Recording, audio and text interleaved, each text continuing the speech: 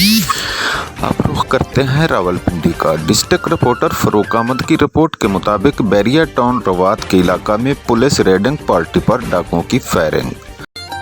दाग तो चले जाएंगे पर नए कपड़े दोबारा कैसे खिलेंगे? नए कपड़े भी खिलेंगे।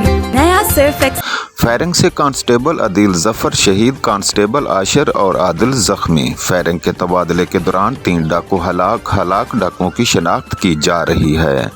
वाक़े की इतला पर सीनियर पुलिस अफसरान मौका पर पहुंच गए। आरपीओ सैयद खुर्रम अली, सीपीओ सैयद खालिद हमदानी की हस्पताल आमद। एसएसपी ऑपरेशन फैसल सलीम और एसपी सदर मोहम्मद नबील खोखर भी हमरा थे। अफसरान ने जख्मी कांस्टेबल्स की इयादत की और नेक ख्वाहिशात का इजहार किया। मुतलका अफसरान को जख्मियों की बेहतरीन इलाज मुआवजा को यकीनी बनाने की हिदायत कांस्टेबल अदील जफर शहीद और कांस्टेबल आशिर और आदिल ने हिम्मत और बहादुरी से लड़ते हुए डाकुओं का मुकाबला किया। शोदा और गाजी हमारे मोहसिन और हमारा फ़ख्र हैं। शहीद कांस्टेबल अदील जफर ने फ़र्ज की राह में अपनी जान कुर्बान की। रावलपिंडी पुलिस जराइम की रोकथाम और शहरियों की हिफाजत के दौरान किसी कुर्बानी से दरेग नहीं करेंगे।